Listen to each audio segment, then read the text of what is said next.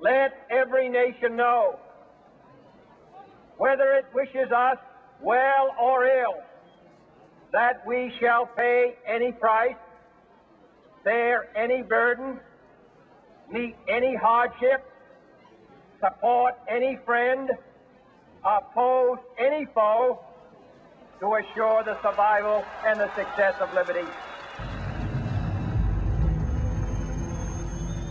As John F. Kennedy assumed the presidency in 1961, he inherited an all-or-nothing defense policy.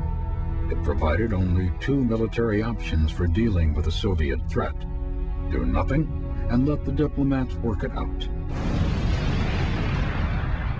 or launch an all-out nuclear attack against the communist bloc. Humiliation or Holocaust? President Kennedy demanded more options, a middle ground. A new defense policy emerged known as flexible response. It called for a massive buildup in conventional forces, as well as new tactical and strategic nuclear arms. It also emphasized counterinsurgency and other unconventional military operations for dealing with threats in the Third World. With this diverse arsenal, the president and his advisors believed it would be possible to fight a limited war with the Soviets, even a limited nuclear war, without igniting a world-ending apocalypse. This premise was tested by the major Cold War crises of the early 1960s. Kennedy encountered his first international challenge after just 3 months in office. Just 90 miles from the beaches of Florida, a military dictator had seized power in Cuba.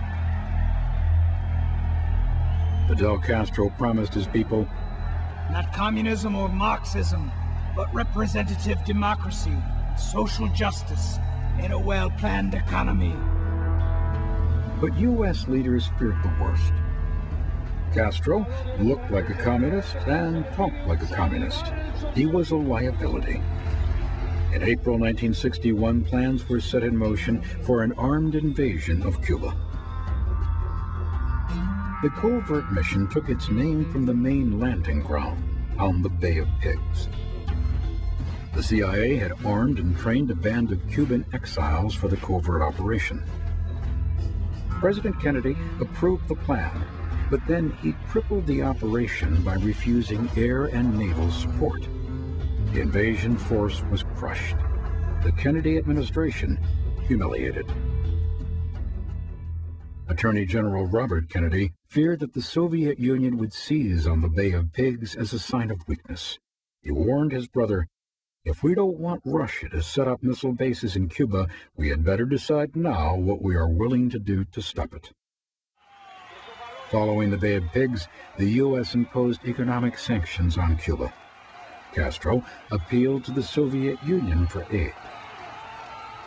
For Khrushchev, it was a coup, a communist outpost in America's own backyard. What could be better? Khrushchev's elation sprouted into a germ of an idea. What if we threw a hedgehog down Uncle Sam's pants?